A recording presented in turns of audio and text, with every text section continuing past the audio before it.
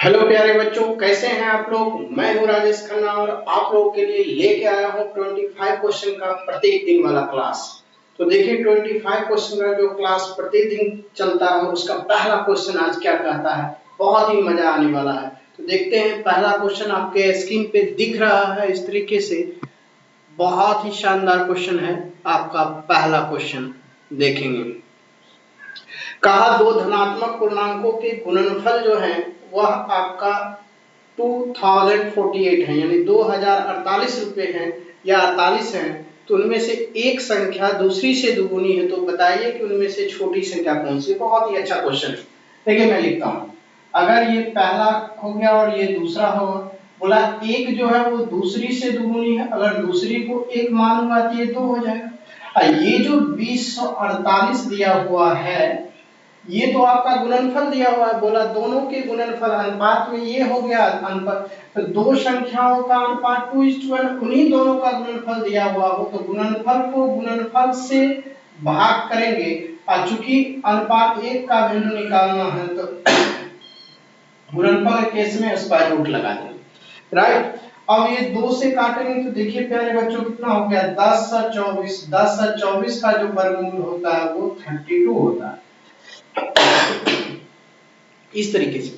तो बोला उनमें से छोटी संख्या कौन सी है, तो छोटी अनुपात में एक है, यही तो हो गया 32। आपका 32 इज द राइट आंसर। बहुत ही झकास है। अगर कहता है दूसरी संख्या कौन, पहली संख्या कौन सी है, तो हम इसको कह देते 32 into 2 यानी 64 हो जाता है। इस तरीके से झकास। जब भी हमेशा गुणनफल में इस दोनों अनुपात के गुणनफल से भाग करेंगे, और चूंकि दो संख्याओं का गुना है इसलिए स्क्वायर रूट लगा देंगे तो अनुपात एक का मान निकल जाएगा। जब अनुपात एक का मान निकल जाएगा, बड़ी छोटी योग अंतर गुना जिसका पूछे सब निकल जाएगा। चलिए तो क्वेश्चन नंबर 2 की ओर आता हूं।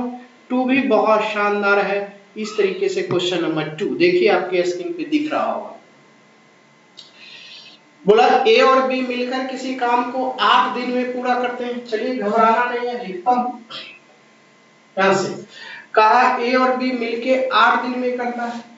ए और या बी है किसी काम को 8 दिन में करता है, और बी और सी उस काम को उसी काम को करता है 12 दिन में, कोई प्रॉब्लम नहीं है। फिर कहा ए बी सी तीनों मिलकर उसी काम को 6 दिनों में करता है, तो भी कोई प्रॉब्लम नहीं है, 6 दिन में करता है। अब प्रश्न उठा कि ए और सी मिलके कितने दिन में करेगा।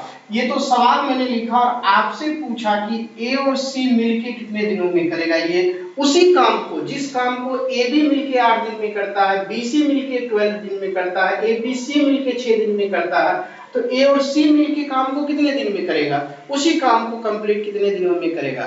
तो ए और बी मिलके उसी काम को, किसी काम को 8 दिन में करता है, तो जरा गौर से देखिए तो टोटल वर्क मेरा कितना हो जाएगा, एलसीएम निकालेंगे तो टोटल वर्क जो होगा आपका 24 हो जाएगा।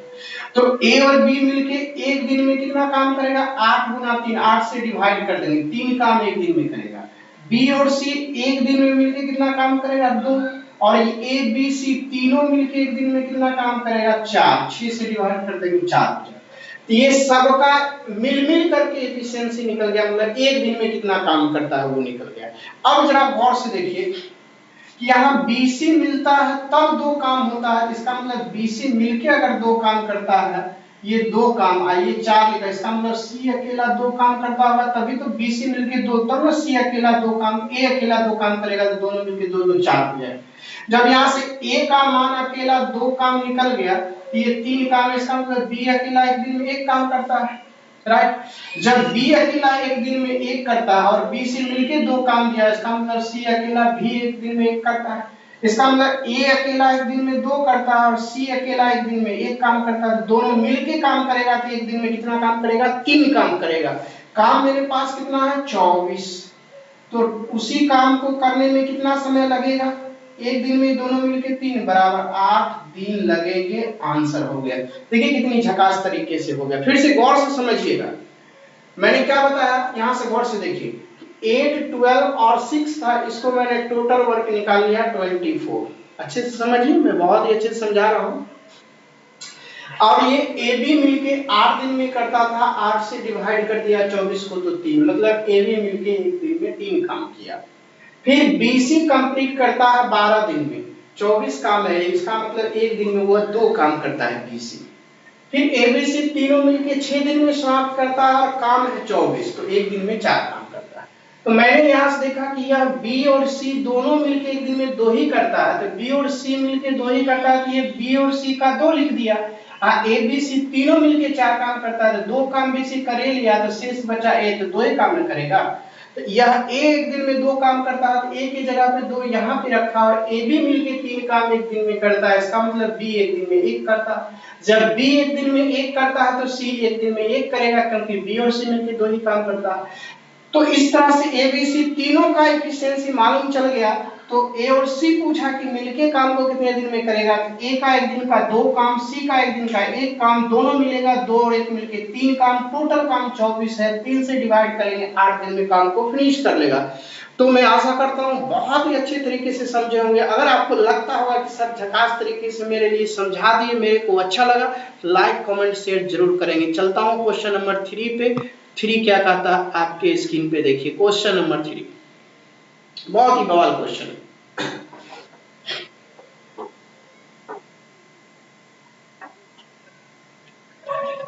तो ये कहा 5 सेंटीमीटर 4 सेंटीमीटर चौड़ाई और 4/3 सेंटीमीटर ऊंचाई के षष्ठ फलक के विकर्ण की लंबाई। ये क्वेश्चन नंबर आपका जो नेक्स्ट पूछा यहाँ से, इसको देखेंगे हम लोग। का 5 सेंटीमीटर लंबाई, 4 सेंटीमीटर चौड़ाई, 4/3 सेंटीमीटर ऊंचाई के षष्ठ फलक के विकर्ण कितना होगा। तो विकर्ण की जो लंबाई होती है क्वेश्चन नंबर 3 में, ये याद कर लीजिएगा, ये 5 का स्क्वायर हो जाएगा, यहाँ से 5 का स्क्वायर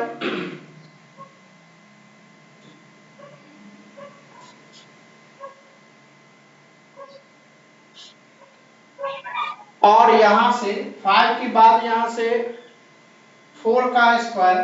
ये जो आपका 4/3 लिखा हुआ ना, ये यहां से गलत है, 4/3 यहाँ पे नहीं होगा, तो होगा क्या, केवल 3 होगा। यहां से 3 का स्क्वायर, वो जो 4/3 को काट के बगल में 3 लिख लेंगे ऐसे, तो क्या हो जाएगा, ये 25 हो जाएगा, प्लस 16 हो जाएगा, प्लस 9 हो जाएगा। तो 16 ना 25, 25 25 50, तो ये कितना निकलेगा, 25 गुना 50, 5√2 आंसर हो जाएगा इस तरीके से। तो 5√2 option number A is the right answer. जब भी षष्ठ फलक के विकर्ण की लंबाई बोला तो लंबाई स्क्वायर, चौड़ाई स्क्वायर और ऊंचाई का स्क्वायर कर दीजिएगा, आपका आंसर आ जाएगा। चलिए नेक्स्ट क्वेश्चन पे चलता हूं। क्वेश्चन नंबर यहां से नेक्स्ट क्या कहता है उसको देखिए, क्वेश्चन नंबर नेक्स्ट 4।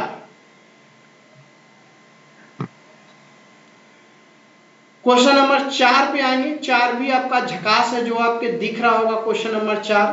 देखिए क्वेश्चन नंबर 4 क्या कहता है, मजा आ जाएगा। क्वेश्चन नंबर 4 भी बहुत शानदार है, खटाक से हम लोग बनाएंगे। बोला 540 रुपए का अंकित मूल्य की कोई वस्तु ऑफ सीजन ऑफर में इतने में बेची जाती है।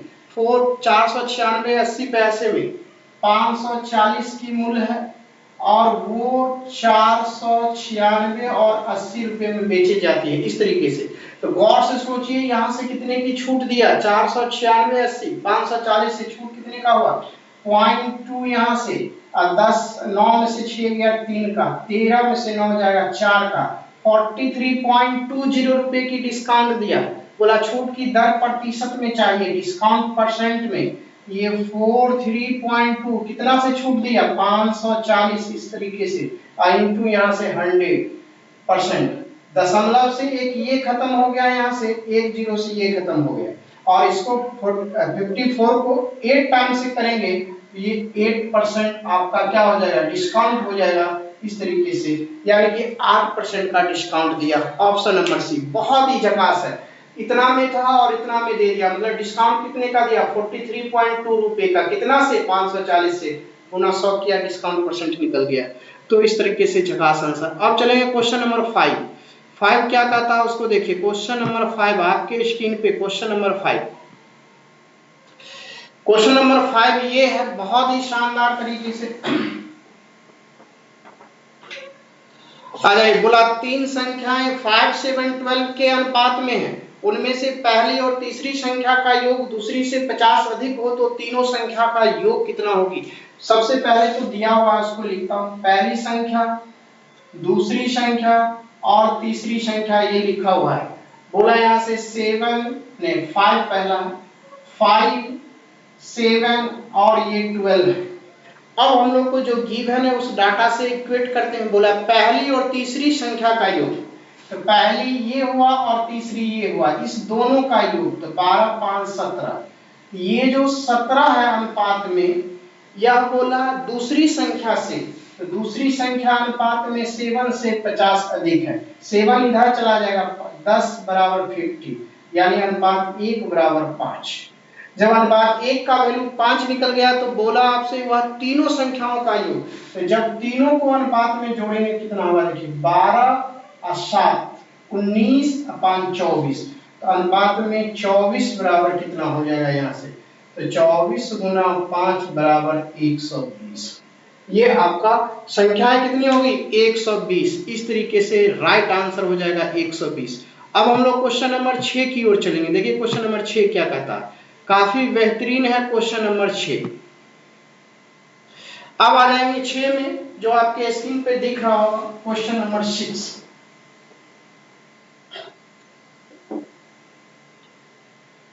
क्वेश्चन नंबर 6 बोला 10 बच्चों की औसत आयु 9 वर्ष 9 महीना है, कोई बात नहीं, और नहीं 10, हाँ 10 बच्चों की, 9 बच्चों की औसत आयु 8 वर्ष 11 मंथ है, यानी कि 8 वर्ष 11 महीना। तो बोला 10वें बच्चे की आयु कितनी होगी। बहुत ही झक्कास क्वेश्चन यहाँ से। देखिए मैं यहाँ पे लिखता हूँ, 10 जो चाइल्ड है उसका एवरेज जो है वह 9 वर्ष, और यहाँ से 9 मंथ आपका है। 9 चाइल्ड जो है उसका कितना है, 8 वर्ष और 11 मंथ, ये लिखा हुआ है। आपसे बोला 10वें बच्चे की आयु कितनी हो जाएगी। जरा गौर से देखिए, अगर 9वें बच्चे तक लेता तो अंतर कितने का, यहां से देखिए 9वें बच्चे तक का लेता तो अंतर कितने का होता, 1 वर्ष यहां से कर दीजिए, 1 वर्ष इसमें से कॉमन ले लेंगे तो ये 8 वर्ष हो जाएगा, ये 12, 12 का 21, 21 में से 11 चला जाएगा, 21 में से 11 चला जाएगा तो 10 मंथ बचेगा, और ये 10 मंथ का अंतर हुआ। तो 10 मंथ का, फिर से मैं बताता हूँ, 9 वर्ष है, 9 वर्ष में से 1 साल निकालेंगे तो 12 महीना, ये 9 महीना, 12 9 21, 21 में से 11 चला जाएगा, मतलब दोनों को घटाए तो 10 मंथ का अंतर हुआ। कितने का अंतर हुआ, 10 माह का अंतर हुआ। ये 10 माह का जो अंतर हुआ दोनों में, जरा गौर से देखिएगा, 10 माह का अंतर हुआ दोनों में। तो एक तरीका ये भी है कि आप इसको टोटल को टोटल यहाँ से मल्टीप्लाइड कर लीजिएगा 10, आप इस टोटल को टोटल कर लीजिएगा यहाँ से 9। देखिए कितनी शानदार तरीका है, बहुत ही झकास क्वेश्चन आपके सामने में बन रहा है। इस तरीके से आपका जब ये बन गया आपका यहाँ से, तो आपका यहाँ से देखिए जब इस तरह कैसे बन गया, तो आपकी ये 9 वर्ष का योग और ये 10 वर्ष का है। अब यहाँ से क्या करेंगे, यहाँ पे जोड़ लेंगे, इसको जितनी भी महीना आ गया इसको जोड़ लेंगे, और इसका भी कर लेंगे, दोनों का अंतर कर लेंगे, वही आपका क्या होगा, 10 वर्ष का हो जाएगा। ऐसे भी करने का तरीका मैं आपको अगर सिखाऊं तो बेहतरीन तरीका, गुना कर लीजिएगा, इसको गुना कर लीजिएगा, जो अंतर आ जाएगा आपको 10 गुना 10, अंतर जब करेंगे दोनों में, ये आपका 100 मंथ आ जाएगा। 100 मंथ को 12 से डिवाइड कर लेंगे, तो 12 7 84, 12 8 96, 12 8 96, तो 8 वर्ष हो जाएगा, और 96 का कितना बचेगा, यहाँ से 96 का 12 8 96 और बचेगा 400। याद रखिएगा 12 8 यहाँ से 96, 96 का बटेगा यहाँ से, चाहे आपका यहाँ से 9 वर्ष आ गया तो 9 वर्ष करेंगे तो 10 9 90 आ जाएगा, राइट।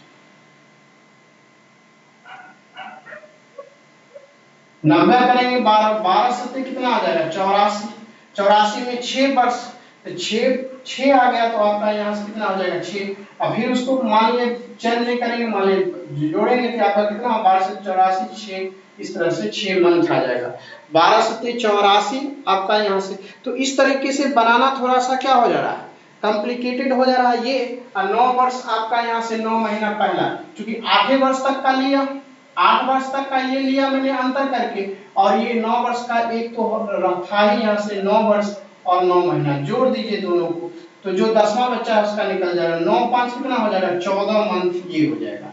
और ये 9 और 7 कितना हो जाएगा 16 ईयर हो जाएगा। 12 एक इधर आ जाएगा तो ये 17 ईयर्स हो जाएगा। 12 के बाद क्या बचेगा 12 2 14 यानी 2 मंथ। तो फाइनली आंसर जो होगा 17 वर्ष आपका यहाँ से 9 6 15 हो जाएगा, 14 नहीं 15 होगा, ये 3 मंथ आ जाएगा। तो जिस ऑप्शन में 17 वर्ष 3 मंथ हो वो आंसर लिख सकते हैं। लेकिन सबसे बड़ी बात ये जो 90 आया कहाँ से उसको हम लोग देखना है। पहले तो अंतर कर लिए 90, ये 10 आ गया। अंतर कितना का आया था हमने घटाया था तो 10 का आया था, 10 9 90। तो 90 जो ये आपका 90 हो गया। क्योंकि हमको 10वां का निकालना है इसलिए 9 से मल्टीप्लाई किया 90 और उसको ईयर में बदल लिया। जो 10वां जो एक था 10 एवरेज आपको अगर आयु दिया हुआ होता है तो एवरेज आयु का मतलब होता है सबको बराबर बराबर मिलना। एक पहला को भी इतना है, दूसरा को भी इतना है, 10वां को भी इतना है। तो 9वां तक को लिए मैंने किया, 9 तक का किया, लेकिन 10वां को छोड़ दिया। तो 10वां में ये कितना हो गया आपका 9 वर्ष 9 महीना। फिर से निकाल लिया एवरेज कितना, ये जो 90 वर्ष का अंतर आया ये कितना इतना का, और इसको जोड़ करके आंसर निकाल लिया। दूसरा तरीका ये है कि 10 से इसको 9 से इसको गुणा करके अंतर कीजिएगा, डायरेक्ट आंसर निकल जाएगा 17 वर्ष 3 महीने का। एक तरीका ये है कि डायरेक्ट आंसर निकाल लीजिए। तो चलिए हम लोग नेक्स्ट पे चलता हूँ। नेक्स्ट क्या कहता है क्वेश्चन नंबर, अब चलेंगे क्वेश्चन नंबर 7 में। क्वेश्चन नंबर 7 देखने से लगता है बहुत ही बड़ा होगा, लेकिन ऐसा है नहीं। जब आप बनाएंगे तो चुटकियों में सवाल बन जाएगा। देखिए क्वेश्चन नंबर 9 या क्वेश्चन नंबर 7। गोपी किसी वस्तु को खरीदने के लिए स्थान ए से स्थान बी तक जाता है। क्योंकि स्थान बी पर वह वस्तु 15% कम मूल्य पर मिलती है, यद्यपि आने जाने में उसके 150 रुपये खर्च हो जाते हैं, फिर भी ए से उसे खरीदने की तुलना में 150 रुपये का लाभ होता है।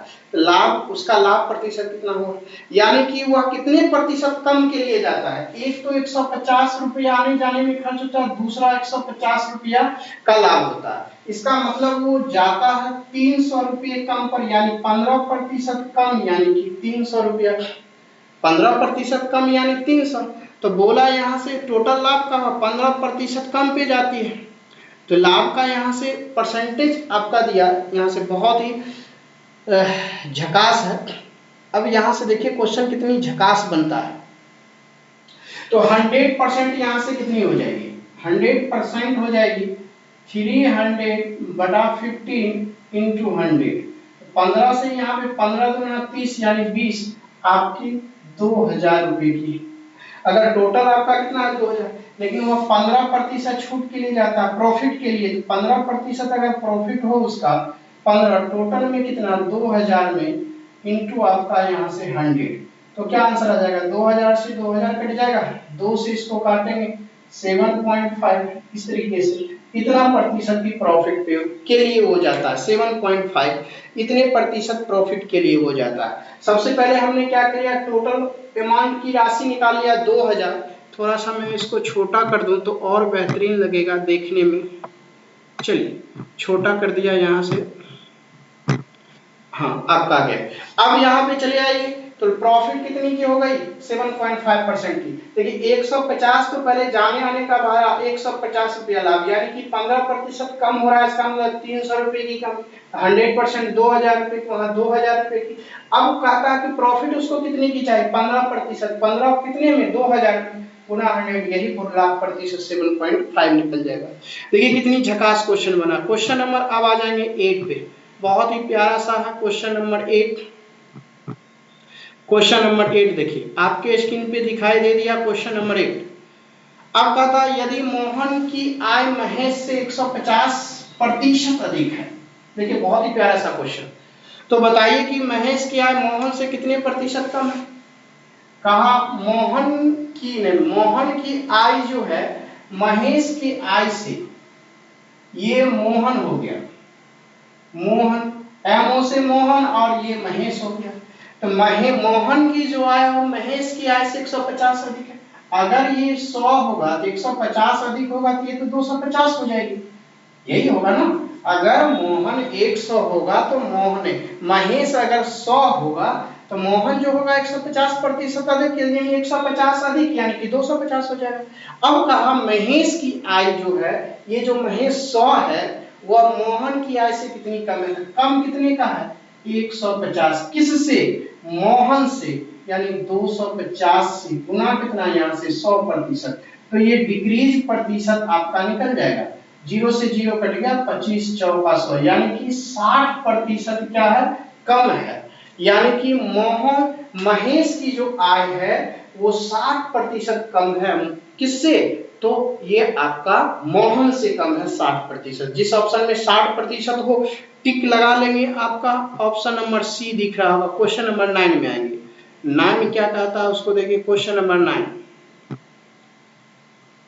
क्वेश्चन नंबर 9 इस तरह से दिखा, बोला एक ट्रेन और एक प्लेटफॉर्म की लंबाई बराबर है। एक ट्रेन और एक प्लेटफॉर्म की लंबाई जो है वो बराबर है और ट्रेन 90 किलोमीटर प्रति घंटे की गति से प्लेटफॉर्म को 1 मिनट में पार करती है। जब भी कोई ट्रेन जो है, एकदम बहुत अच्छे से सोचिए, जब भी कोई ट्रेन प्लेटफॉर्म की पार करती है, जब भी कोई ट्रेन प्लेटफॉर्म, देखिए मान लीजिए कि ये आपका प्लेटफॉर्म है, ये ट्रेन है, तो ट्रेन जाएगी प्लेटफॉर्म की पार, प्लेटफॉर्म तो स्थिर रहेगी, ट्रेन ये है, इसको पार करेगी कब? जिसका पिछला जो आपका गार्ड वाला बोगी जो है प्लेटफॉर्म से निकल जाएगा ऐसे। इसका मतलब कोई भी ट्रेन प्लेटफॉर्म को पार करती है तो अपनी दूरी और प्लेटफॉर्म की दूरी के बराबर दूरी तय करती है, तब जाके वो पार करती है, तब जाके वो क्या करती है? पार करती है। एकदम बारीकी से ध्यान दीजिए, बहुत ही शानदार, मजा आ जाएगा। इसका मतलब हो गया दोनों की लंबाई बराबर है, प्लेटफॉर्म P और ट्रेन T, क्योंकि P बराबर T दिया हुआ है, प्लेटफॉर्म और ट्रेन दोनों की लंबाई बराबर है, तो बोला ट्रेन की लंबाई,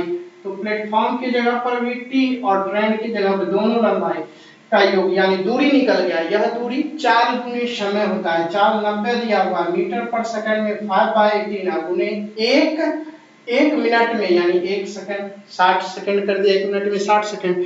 तो इस तरीके से आपका क्या हो गया, यहाँ से सवाल जो है काफी बेहतरीन तरीके से बन गया।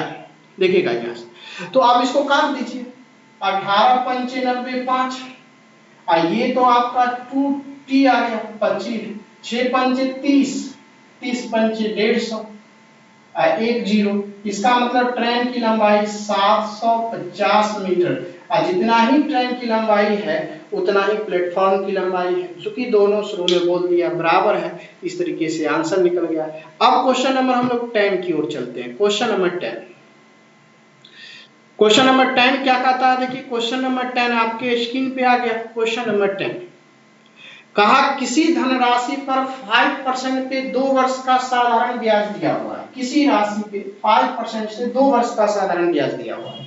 कहा वार्षिक चक्रवृद्धि ब्याज पर उसी दर पे 3 वर्ष का चक्रवृद्धि ब्याज क्या होगा? बहुत ही शानदार क्वेश्चन। देखिए यहाँ से पहले तो ये 5% है, 2 वर्ष है, अब बोला यहाँ से इसका चक्रवृद्धि साधारण ब्याज, तो कितना हो जाएगा? 10%। साधारण ब्याज होता है R इंटू टी, SI बराबर जो होता है R इंटू टी परसेंट होता है, याद रखिएगा। R इंटू टी परसेंट, 10% बराबर जो आपका दिया 1600, तो आपको बोला 100% कितना, तो इसका ये 10 गुना, इसका भी ये 10 गुना होगा, 10 गुना यहाँ से, तो क्या हो जाएगा आपका 100% बराबर 16,000 रुपये। इसका क्या निकल जाएगा? 16,000 रुपये आपका मूलधन निकल जाएगा, राशि निकल जाएगी 16। अब कहा वार्षिक चक्रवृद्धि ब्याज पर उसी दर पे 3 वर्ष के बाद चक्रवृद्धि ब्याज। अब इसी दर पे 3 वर्ष का चक्रवृद्धि ब्याज, 3 वर्ष का रेट आपका यही 5% रहेगा, केवल आपका 3 वर्ष हो जाएगा। अब मूलधन आपका कितना हो गया? 16,000 रुपये।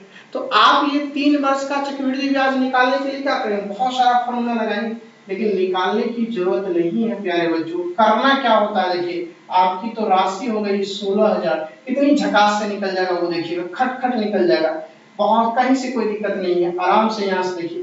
पहला वर्ष में इसका हम 5% करेंगे, 00 16 पंचे 80, यानी कि 800 हो जाएगा। जब ये दूसरा वर्ष, ये तो पहला वर्ष का SI जो है CI की तरह निकलेगा, CI जो है SI की तरह निकलेगा, लेकिन दूसरा वर्ष में मेरे पास मूलधन भी है, ब्याज भी है, तो दूसरा वर्ष में मूलधन पे 5% 800, और इस ब्याज पर भी दूसरा वर्ष में ब्याज लगेगा, तो 40 निकल जाएगा। तीसरा वर्ष आएंगे तो इस पर तो 800 लगेगा ही, और उसके बाद इस पे भी आइए, अब इस पे 800 पे 40, दूसरा 800 पे 40, और इस 40 का 5% कितना होगा?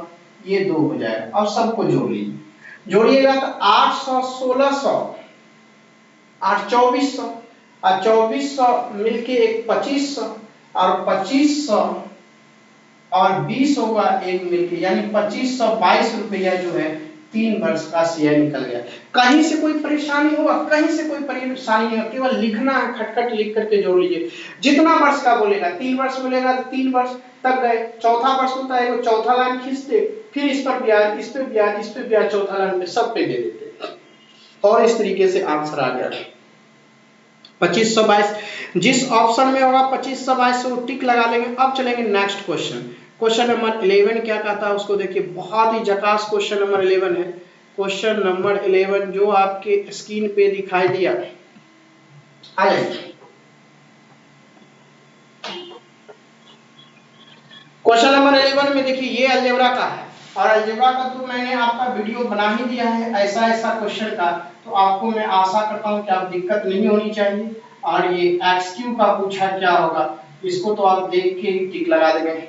मैंने इसके लिए खुटबंधन दे दिया है, यदि x + 1 में x बराबर a हो तो यहाँ से याद कर लीजिए कि x³ 1 में जो x³ होगा यह a का क्यूब और माइनस इसी का 3 गुना जो है घटा लेते हैं। याद रखिएगा, इसी का 3 गुना क्या करते हैं, घटा लेते हैं। तो √3 का क्यूब करेंगे 3√3 और इसी का 3 गुना घटाएंगे, तो इस तरीके से फाइनली आंसर आ गया क्या, 0। और इस तरीके से 0 आंसर होगा। तो अब बताइए कि झकास है कि नहीं झकास है। आप चले आएंगे नेक्स्ट क्वेश्चन क्या कहता है उसको देखिए। क्वेश्चन नंबर नेक्स्ट 12 भी आपका शानदार क्वेश्चन है। क्वेश्चन नंबर 12 पे आएंगे, आपके स्क्रीन पे दिख रहा होगा, बहुत ही बेहतरीन क्वेश्चन जो है। क्वेश्चन नंबर आपका यहाँ से बहुत ही बेहतरीन क्वेश्चन था।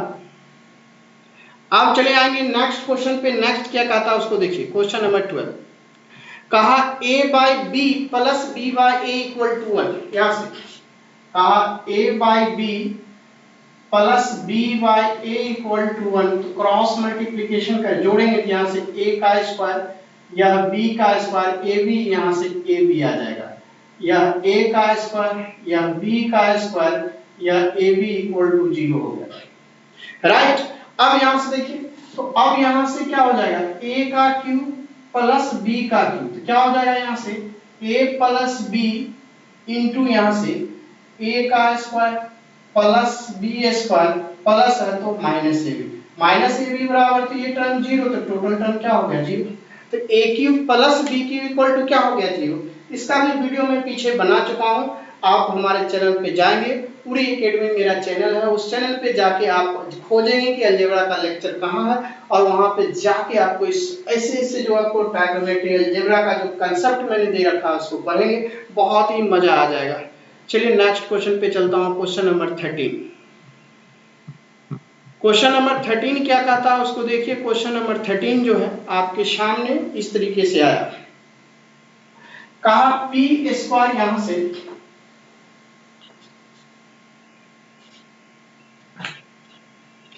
कहा p² + q² = 7p³। इस तरीके से का वैल्यू क्या होगा, देखने से ही आपको लग रहा होगा कि सवाल तो ऐसे बना हुआ है, आपको एकदम खटाक से आंसर लग रहा होगा।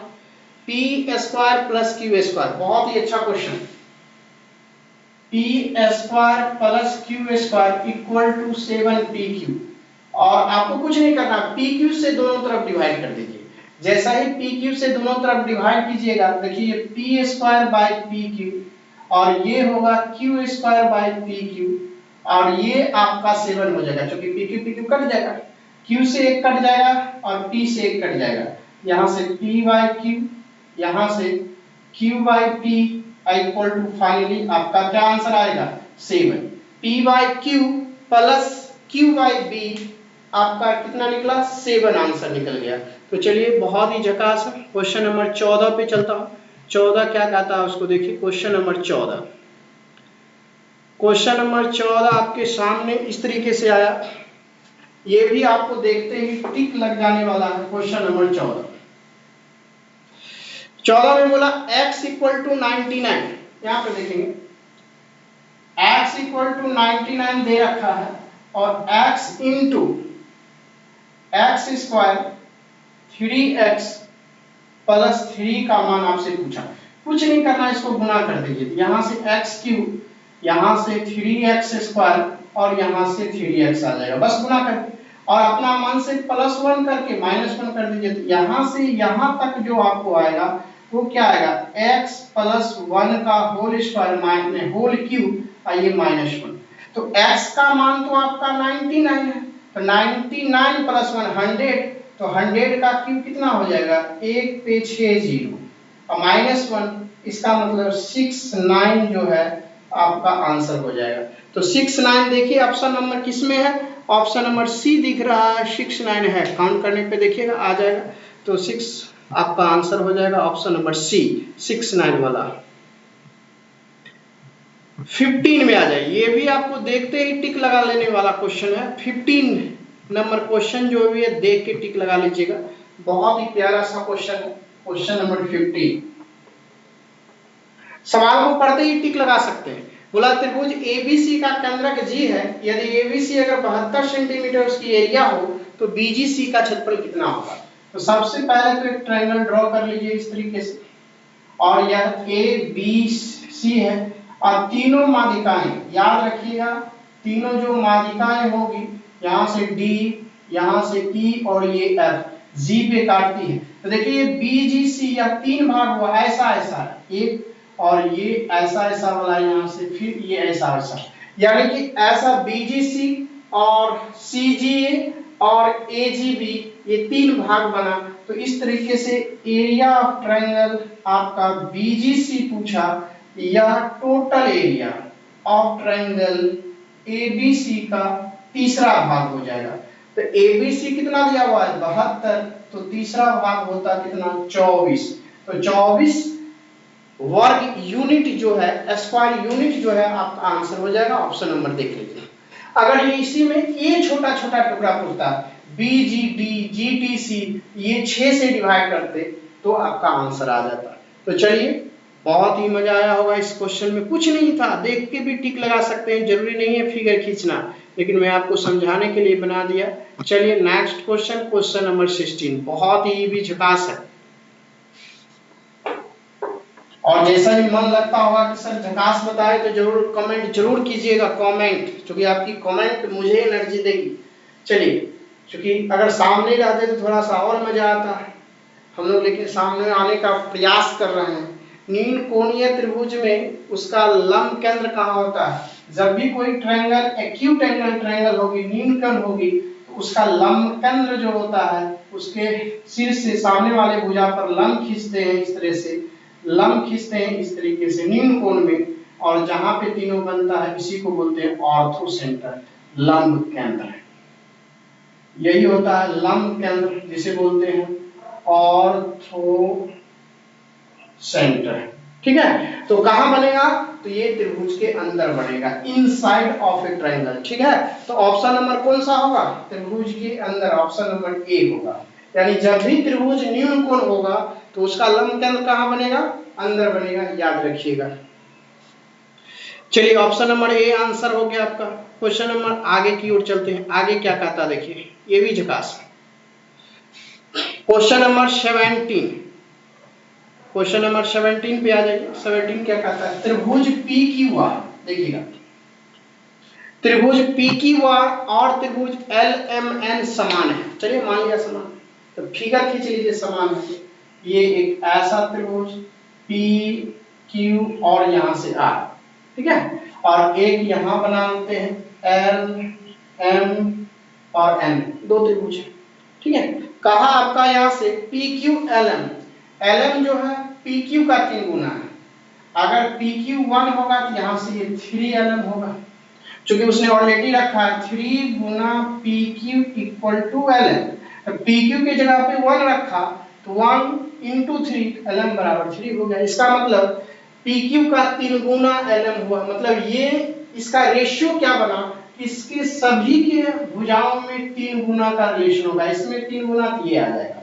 तो उसी तरह से आपसे पूछा कि ML बराबर 9 है, ये अगर 9 है इसका मतलब है इसका 3 से भाग कर दीजिएगा तो ये QR कितना निकल जाएगा 3, तो QR इक्वल टू कितना आ जाएगा 3, क्योंकि ये 9 दिया हुआ है, इसका 3 गुना ये पूरता है तो ये 3 होगा, तभी 3 का 3 गुना आपका 9 होगा। तो आपसे क्यू आर का वैल्यू कितना निकल जाएगा, 3 centimetre. Option number D is the right answer. बहुत ही झकास था, अनुपातिक पे आधारित था। क्वेश्चन नंबर नेक्स्ट की ओर बढ़ेंगे। देखिए क्वेश्चन नंबर नेक्स्ट क्या कहता है। क्वेश्चन नंबर नेक्स्ट आपके स्क्रीन पे क्वेश्चन नंबर नेक्स्ट दिख रहा होगा। बोला ए बी ओ केंद्र वाले वृत्त की जीवा है, राइट। ए बी जो है ओ केंद्र वाले वृत्त की एक जीवा है, तो हम लोग वहां से जीवा ले लेंगे। देखिए जीवा क्या कहता है, राइट डाउन करेंगे इस तरीके से। ए बी एक जीवा है, ए और यहां से बी और सेंटर यहां से ओ हो गया, राइट। कहता है वृत्त पर बिंदु सी इस प्रकार है कि ओसी ए बी और ओसी जो है, ओसी सी इस प्रकार है। ओसी जो है वह जीवा ए बी को पी पे काटती है, राइट, पी पे काटी, और पीसी इक्वल टू 2, ये नीचे वाला पार्ट पीसी यहां से यहां 2 हो गया।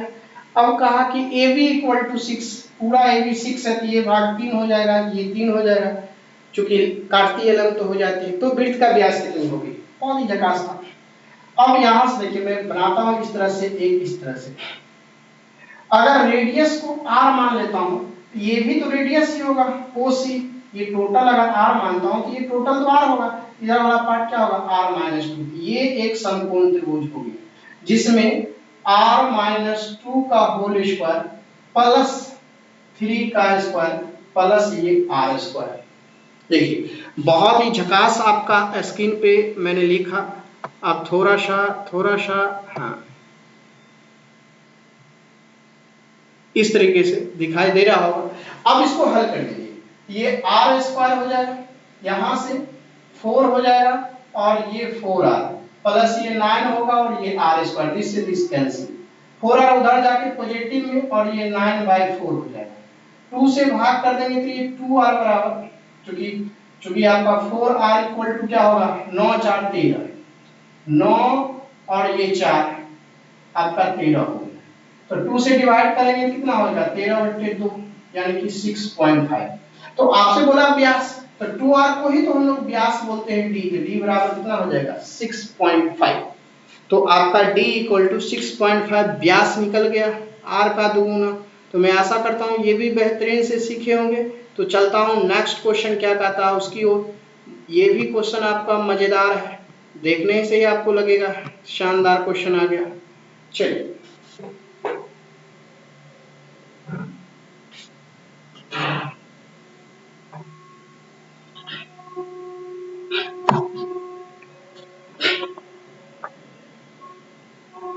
कहा यदि x equal to x square equal to, यहां पे दिया हुआ है x square equal to sine square 30 degree plus 4 cot square 45 degree और माइनस में सेक स्क्वायर 60 डिग्री, यही है।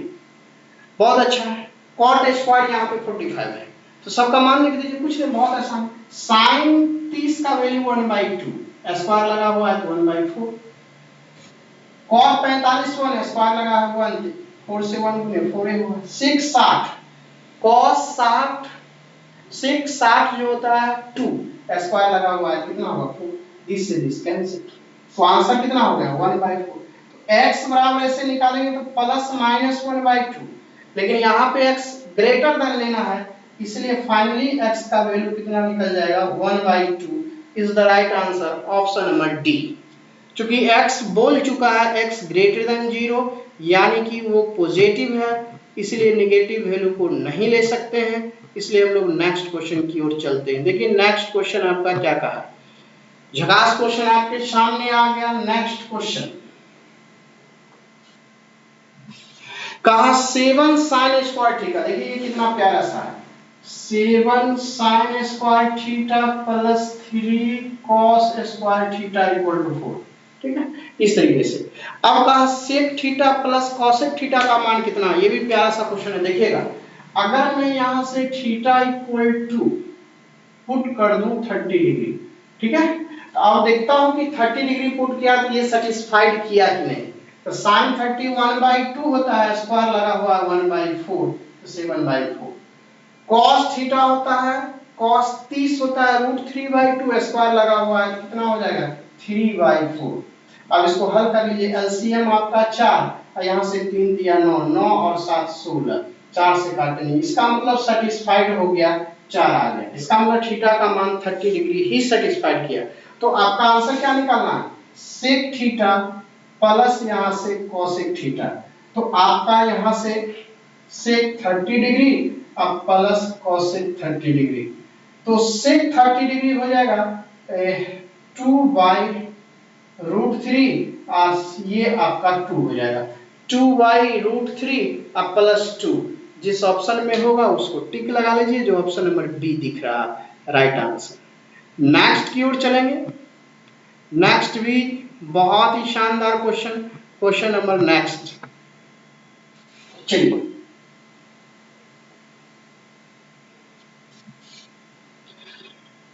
मजा आ रहा है आप लोग, एकदम कमेंट करके मुझे बताइएगा सर काफी मजा आ रहा है। हम लोग कुछ ही दिनों में लाइव आएंगे जो हूबहू एकदम हाल चाल पूछेंगे। अभी थोड़ा सा लेट से पूछ रहा हूँ, लेकिन जब लाइव आऊंगा तो बड़ी मजा आएगा। चलिए, कहा एक प्रेक्षक समुद्र तल से 500 मीटर ऊपर एक पहाड़ी चोटी के शीर्ष से अपने समान दृष्टि क्षेत्र में दो नौकाओं को अवनमन कोण से देखता है। यहाँ पर है और इधर से दो नौका आ रही है, एक यहाँ पर होगी और एक यहाँ इस तरीके से इस ओर आ रही है। तो एंगल ऑफ एलिवेशन जो है वो बनता है यहाँ पर है, यहाँ से ये बना एक 30 डिग्री बनाया, ये 30 डिग्री हो गया, एक बनाया 45 डिग्री, तो ये आपका 45 हो गया राइट। अब प्रश्न में कहा कि 500 मीटर ऊपर चोटी पे है, ये ऊंचाई आपका 500 मीटर है यहाँ से। तब आपसे प्रश्न में क्या, उनकी बीच की दूरी क्या है, ये दोनों की बीच की दूरी आपसे पूछा है, ये वाली डी, यहां से डी बराबर पूछा। तो खटाक से निकाल दीजिए कितना आंसर हो जाएगा। चलिए देखता हूं क्या आंसर होगा, निकाल सकते हैं। देखिए तो पहले तो रिलेशन होता है उसको याद कर लीजिए, रिलेशन क्या होता है पहले तो उसको एक बार पढ़ लेंगे तो बहुत ही मजा आ जाएगा। ये एच, ये ऊंचाई को बोलते हैं एच। तो जब भी 30 डिग्री और 45 डिग्री के बीच में और ये एच और डी के बीच में रिलेशन क्या होता है उसको पढ़िए। एच बराबर होता है √3 + 1/2 इंटू डी, ये रिलेशन होता है। यहां पर लिखेंगे